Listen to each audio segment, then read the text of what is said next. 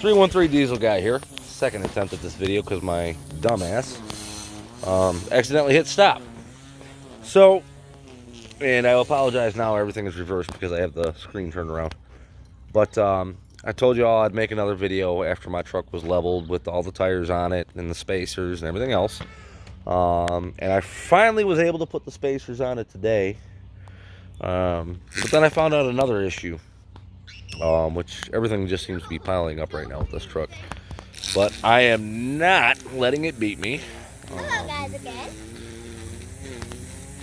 That was my kid. I'll show you him in a minute. But no, I refuse to let this truck beat me because I refuse to let it go. Most people at this point would probably want to sell their truck. But me, I'm too far into it. I can't. So I put the spacers on today, went to go get an alignment. And I found out that the thrust angle is 0.50 off. Now, if you do a measurement on the rear axle, that's almost 1 inch. And I was wondering why I couldn't get the steering wheel straight on this thing. Well, now I know why. And this is what happens when you pay somebody else to do your work. Let me rephrase that. When you pay a shop around my area to do your work. And I say the shop around my area because a lot of people around my area don't believe in doing quality work anymore. So I figured I'd give a new shop a try, and it bit me in the ass. So now I got to go through and fix this problem. And the problem is when they took the leaf springs off the rear, instead of cutting the bolts out of the shackle, they cut the shackle mount off the truck. And when they put it back in, they put it in the wrong location, yada, yada, yada. We all know how that goes. So, and I say the shop's around my area because the other day, this is how things have been going on my lovely truck. I've had the problems with the springs, and I replaced all the springs, put new tires on it, sway bar links, so on and so forth. And then after all that, Monday or Tuesday, it's Tuesday. My water pump decided it was going to go. Could I have done it myself? Probably. But I really didn't want to. I would have got aggravated with it. I would have got pissed off. So I paid somebody to do it. And I'm glad I did. Because of that, I went to a shop that is nowhere near my location.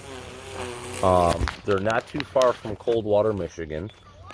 Their name is CF Diesel Performance.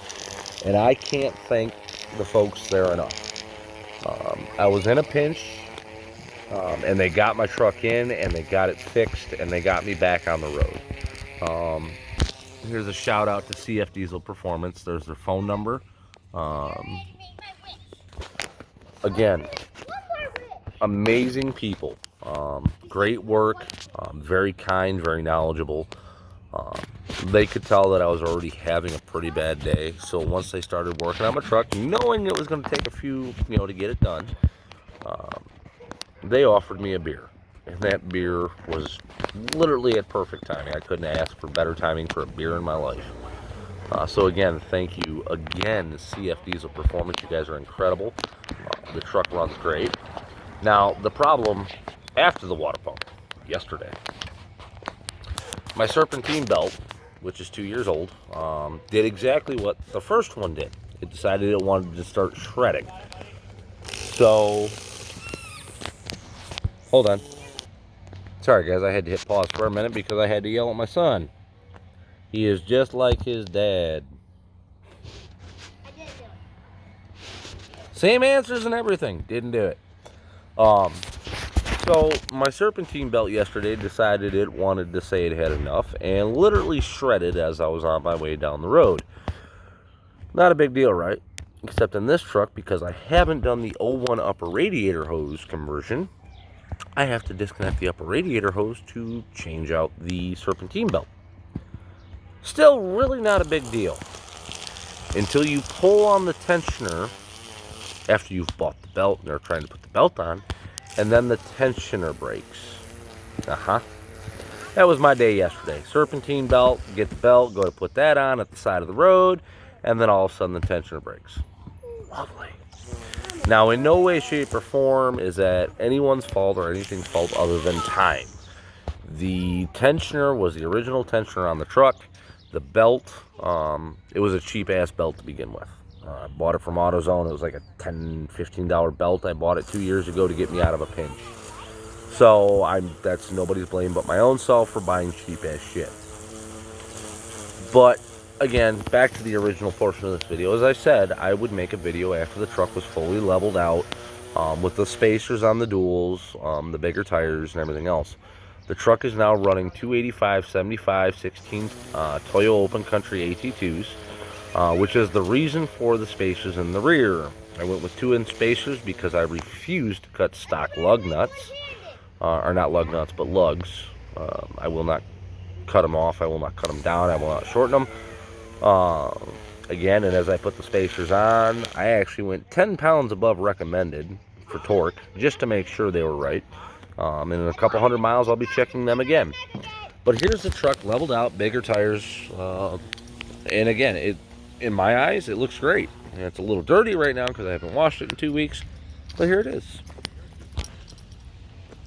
I am running a Zone 2.5-inch leveling kit on the front.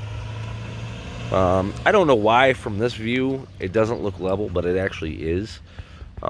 If you measure, center of hub to wheel well on the front and center of hub to wheel well on the rear, it is the same. Now, on the front, these run a 2-leaf spring setup. Now you'll see a 3rd, a 4th, and a 5th. Actually a 6th. That is the Zone leveling kit. It comes as a spring pack, which is actually really nice. And then in the rear, I am running the, I can't remember, I'll have to look it up later, but I believe it is the Zone block, where you take out the stock 2 3/4 block and put a 3 3/4 block back there. I don't know if y'all can see it. But, this is the truck sitting level. It sits good. It's got nice height to it, not too much. And with everything I do with the truck, I didn't want to go too high and I didn't want to go too aggressive of a tire. So this to me is the perfect setup. So yes, the truck, it's driving great and handling beautifully, other than the thrust issue, which hopefully will be fixed on Monday. But she rides good, she handles good. I can't complain right now. Well, I can, it just wouldn't do me any good. So, again, I'm going to give a shout out to CF Diesel Performance. Again, thank you guys very much. Incredible work. Truck is running amazing. You know what? I'm going to zoom in on my custom built sticker, or custom made sticker for this truck. I thought of the phrasing and everything else, and you know what? I don't care if you're a Duramax guy, a Cummins guy. You can't deny this sticker, and if you can, you really have no clue.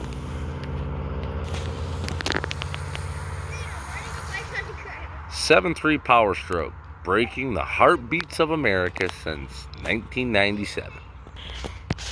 Because back then, all the way up until recently, GM really didn't have a diesel that could compete with the 7.3. The 6.0, yeah, we won't even talk about that. Same with the 6.4. But again, that brings up CF Diesel Performance. I don't care if you have a 7.3, a 6.0, a 6.4, or the new 6.7. If you have questions or you want work done, call them, talk to them, ask for their advice, and they will gladly give it to you. And I promise you that once you've talked to them, you will probably have them do the work. CF Diesel Performance, 517-513-2203. Again, they're located not too far from Coldwater, Michigan, and again, incredible work. But yeah, there's the rundown and everything going on with the truck right now. I know it sounds like I'm rambling, and I'm sorry. I've had a couple drinks because of all the bullshit going on. But it is what it is. So, yeah, I hope everybody is okay and, surviving and staying healthy. So yeah, there's my kid in the background. Anyway, y'all, 7-3 love. God bless.